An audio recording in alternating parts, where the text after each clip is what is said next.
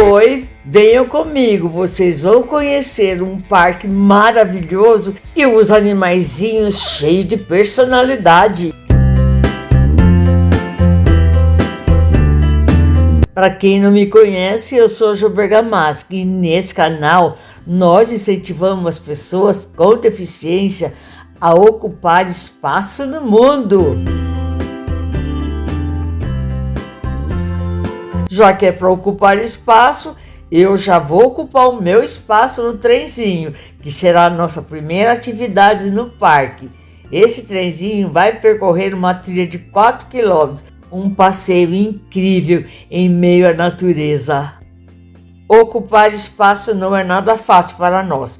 Quando eu vi a rampa no trenzinho, eu fiquei super feliz, mas é uma rampa íngreme demais. Meu filho teve que fazer muita força para subir, e isso não é legal. A minha cadeira é uma scooter motorizada, e essa manobra de impulsionar a cadeira para cima não é seguro. A rampa com medidas adequadas nos dá autonomia para fazer as manobras com segurança. E o trem partiu. Pessoal, o Parque Ecológico do Tietê foi inaugurado em 14 de março de 1982 e revitalizado em 2004. Atualmente, novas intervenções vêm sendo feitas no local para melhor atender os frequentadores do parque. E é grande, hein? Com uma área verde de 14 milhões de metros quadrados que preserva a fauna e a flora da várzea do Rio Tietê. E o trem segue a sua trilha. E eu só observando tudo. Ciclistas, principalmente crianças, seguindo também na mesma trilha. E a monitora no trem sempre emitindo sinal de alerta para que as crianças se afastem do veículo. Pietro amou a experiência e é desde pequeno que se aprende a conviver e amar a natureza. E vocês sabiam que o maior parque linear do mundo que está em construção é o Parque Várzeas do Tietê, que para nossa alegria é localizado em São Paulo, Brasil. Este parque terá 75 quilômetros de extensão e 107 quilômetros de área.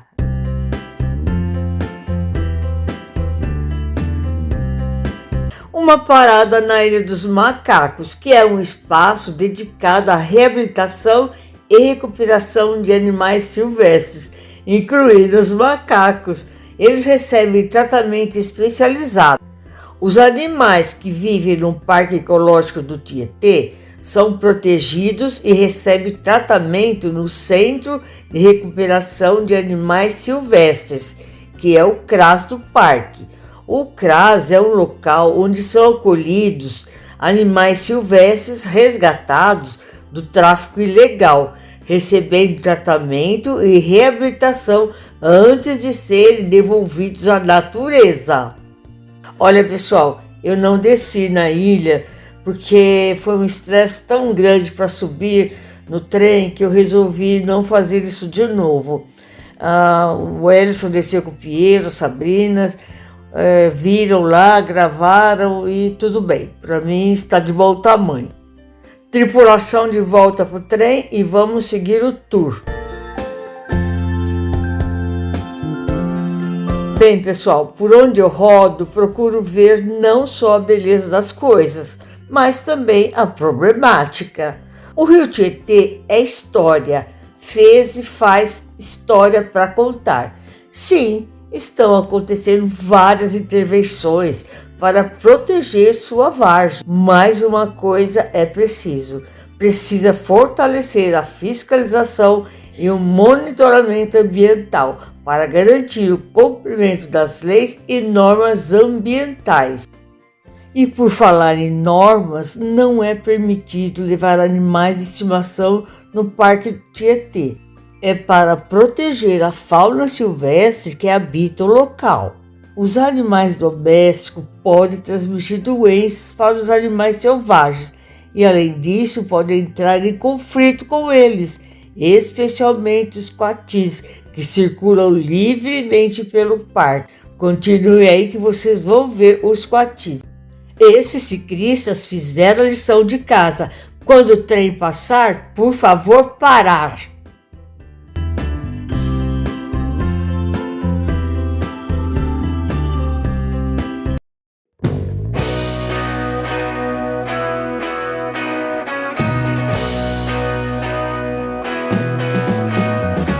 Acabou o tour, agora a missão é descer.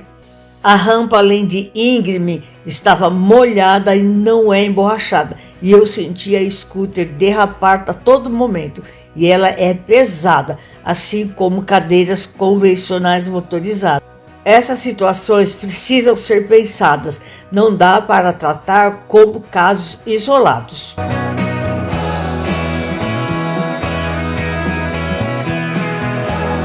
De volta em terra firme, tão firme que, segundo informações, a área foi muito escavada para a fabricação de tijolo. Ali havia olarias que funcionavam a todo vapor para que São Paulo crescesse desmedidamente entre os anos 1940 e 1960.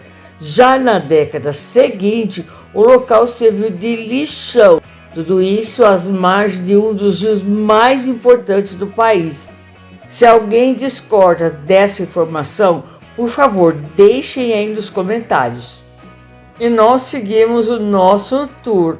Gente, estava frio, choveu um pouco, vejo que tem poças d'água pelo caminho. Mas mesmo assim, o dia foi proveitoso e havia bastante gente no parque, apesar de tudo.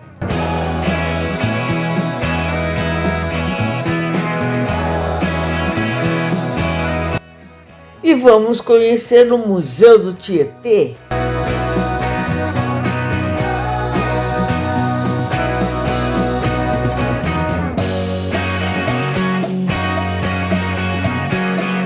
O Tietê é um rio de histórias, muitas histórias. Gente, esse museu me surpreendeu. Eu não imaginava que tinha tantas coisas interessantes nele. Não dá para gravar tudo e mostrar tudo para vocês, só uma ideia. Mas olha, vale muito a pena ir conhecer esse museu. Eu gostei demais.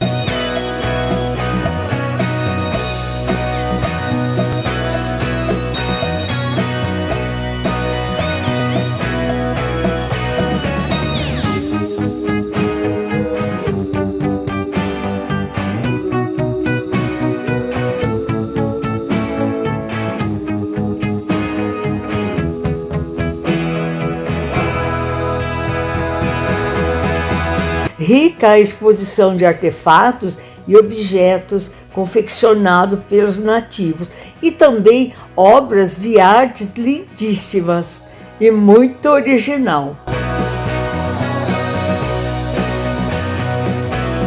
As margens do rio Tietê, no passado, foram habitadas por diversas tribos nativas, incluindo os Tupi, os Guarani, os Caiacangue e os Caiapó.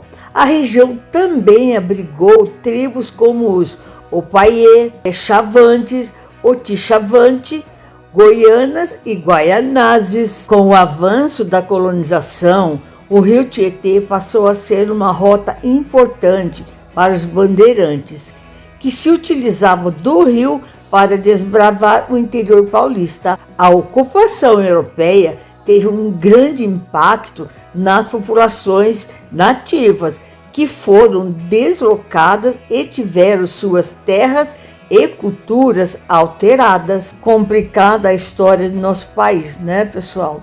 As pessoas nativas que foram os primeiros donos dessas terras foram expulsas simplesmente e quase disseminadas pelos europeus.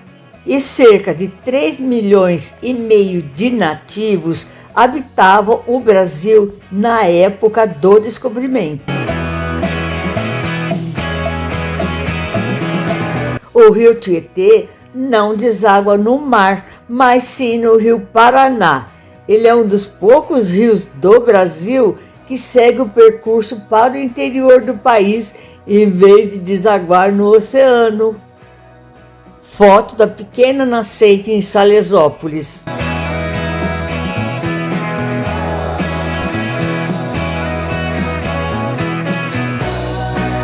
Nesse setor estão expostos fotos e objetos esportivos da época em que o Tietê era limpo. Realmente, o rio desempenhou um papel significativo no desenvolvimento esportivo em São Paulo, especialmente no início do século XX, sendo local popular para esportes aquáticos, como remo, natação e pesca. Clubes de regatas e natação se instalaram ao longo do rio, promovendo a prática desses esportes. No entanto, com o aumento da população, o Tietê passou a ser considerado inadequado para atividades esportivas. Olha, gente, a representatividade da mulher, né, no esporte, olha só, gente. Em 1941, essa moça aqui foi campeã, Elizabeth. Eu não sei falar esse nome. Olha que foto linda, gente.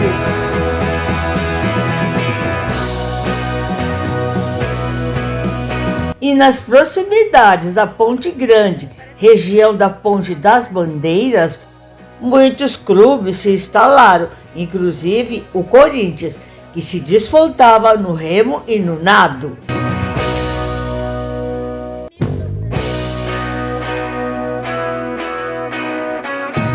E nós continuamos o processo de explorar o parque. E esse parque tem inúmeras histórias para contar, é muita coisa. E confiram essa draga, é uma draga holandesa e é uma embarcação especial que foi usada para limpar o fundo do curso de água do rio Tietê. Pois é, o processo de recuperação do rio Tietê começou na década de 1990, mais precisamente em 1992, com o lançamento do projeto Tietê. E os projetos de revitalização do rio Tietê não parou não, e tem muita coisa para ser feita.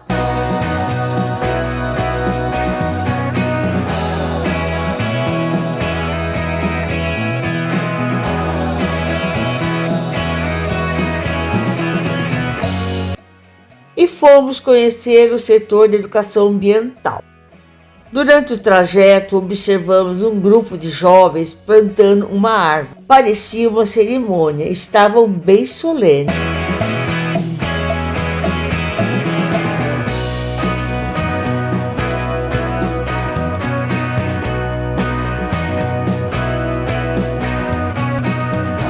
E eu fui lá ver que bicho que estava dentro desse ambiente. Eu olhei e não achei nada, mas eram bichos paus. Você olha, é difícil de decifrar. Quem conseguiu enxergar, escreve aí nos comentários. Mas não mente, hein?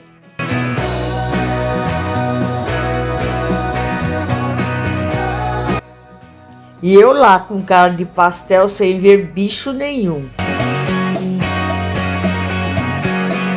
Nesse setor, coisas interessantes para se ver e aprender. Muito bom para as crianças. E uma sala tão confortável para leitura e pesquisa que Pietro até se sentiu que estava na creche.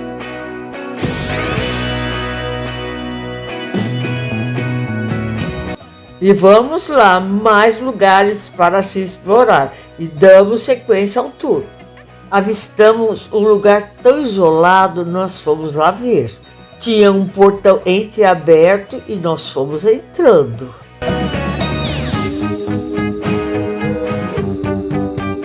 Quase que eu não entrei, ele só abriu de um lado, o outro estava emperrado.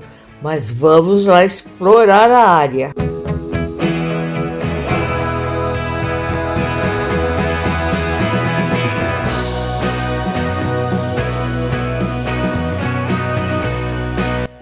Esse local deve ser o viveiro de flores, de plantas, né?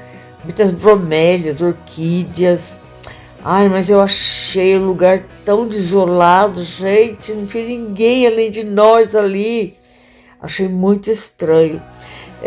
Mas eu fiquei olhando aquelas paredes, aquele chão. Parece que era tão antigo. E eu fiquei imaginando, deve ser do tempo da elite, que não existe mais essa elite, né? Deve ser daquele tempo lá, bem antigo as coisas aqui, viu?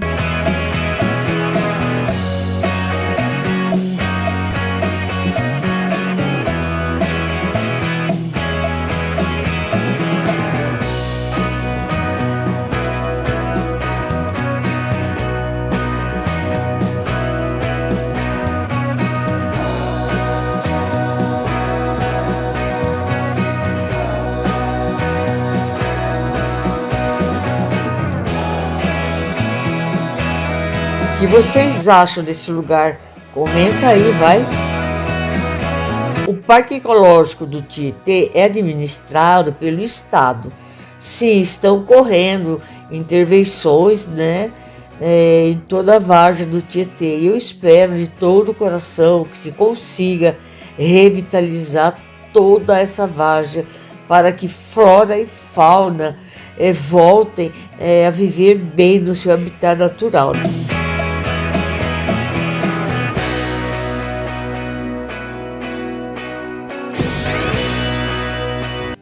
E nós já estávamos de saída quando os quatis apareceram.